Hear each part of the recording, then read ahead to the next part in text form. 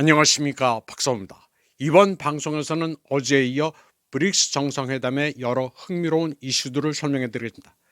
의장국인 브라질의 룰라 대통령은 브릭스에 참여하는 국가에 10%의 추가 관세를 부과하겠다는 도널드 트럼프 미국 대통령의 위협에 반박했습니다. 그는 미국이 제국처럼 행동하는 것을 중단하고 다른 나라의 주권을 존중해야 한다고 말했습니다. 룰라는 미국처럼 큰 나라의 대통령이 인터넷을 통해 전 세계를 위협하는 것은 책임감 있거나 진정함이 있는 것으로 생각하지 않는다고 합니다. 그는 세상이 변했다는 것을 트럼프 대통령께서 이해하셔야 한다. 우리는 황제를 원하지 않는다. 우리는 주권 국가다. 만약 대통령이 관세를 부과할 수 있다고 생각한다면 우리도 관세로 대응할 권리가 있다고 말했습니다. 룰라는 국가 간 관계는 상호 존중에 기반해야 하며 국민들은 주권의 진정한 의미를 이해해야 한다. 각 나라는 자기 운명의 주인이라고 말했습니다. 그런데 중국의 시진핑 주석이 12년 만에 이례적으로 브릭스를 거른 데 대해 여러 추측이 나돌고 있습니다.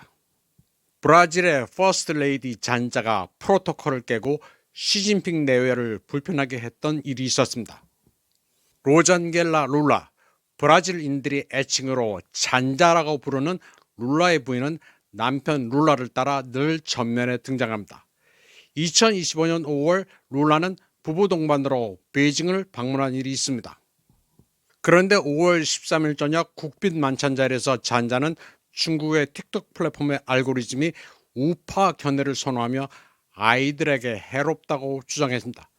굉장히 뜬금없고 무례한 발언이었습니다. 당시 시진핑의 부인 펑리유엔도 이 발언에 어쩔 줄 몰라하며 화가 난 듯했다는 보도가 나왔습니다. 룰라는 부인의 틱톡 발언이 있었음을 시인했지만 그것으로 인해 당황스러운 상황은 아니었다고 주장하고 있습니다.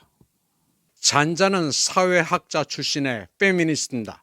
그녀는 프로토콜을 무시하고 아무데나 불쑥불쑥 끼는 것을 좋아합니다.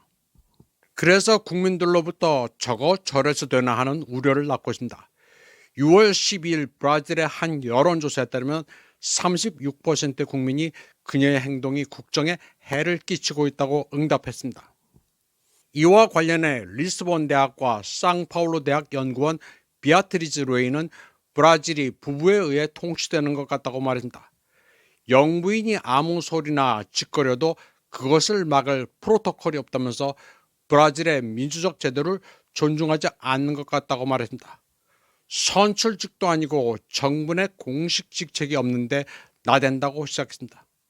그리고 이는 그녀가 여자라서 페미니스트라서 하는 말이 아니라 부적절한 국정 개입이라고 평가했습니다. 그러나 룰라는 그녀를 감싸고 있습니다.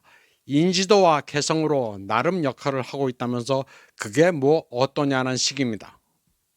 브라질 영부인도 영부인이지만 시진핑은 인도의 모디를 보는 것도 엄청 껄끄럽습니다. 인도와 국경 분쟁을 겪으면서 파키스탄을 지원해 인도군을 박살낸 것도 고려 요소입니다. 게다가 인도는 중국을 라이벌로 여기면서 브릭스 안에서 분탕질을 한다는 게 중국의 시각입니다. 타이완 쫑텐TV는 중국의 심리를 잘 설명했습니다.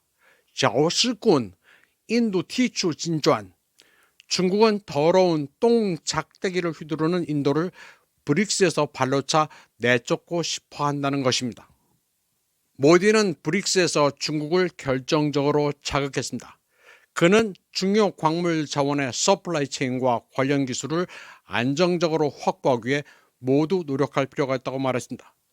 그러면서 그런 자원은 어느 나라도 이기적으로 그리고 다른 나라에 대해 무기화하면 안 된다고 주장했습니다. 중국에 대해 히토류 자원을 무기화하지 말고 공평하게 나눠 쓰자는 얘기입니다. 인도는 히토류 부족으로 인해 당장 8월이면 자동차 생산 라인이 멈추게 생겼습니다.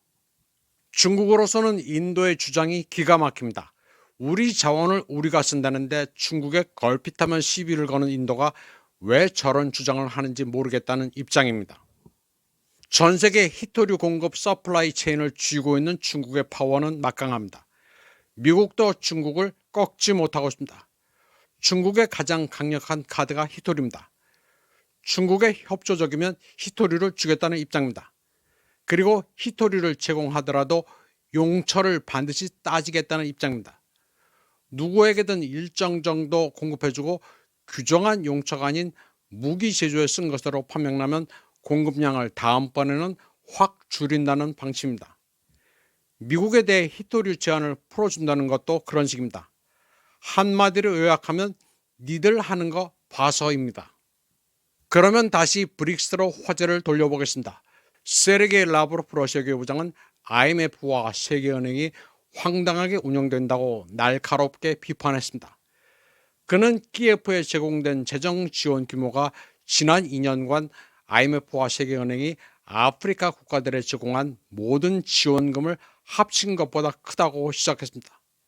라브로프는 이러한 불균형을 부끄러운 통계라면서 두 기관의 신뢰성을 크게 훼손하고 있다고 시작했습니다.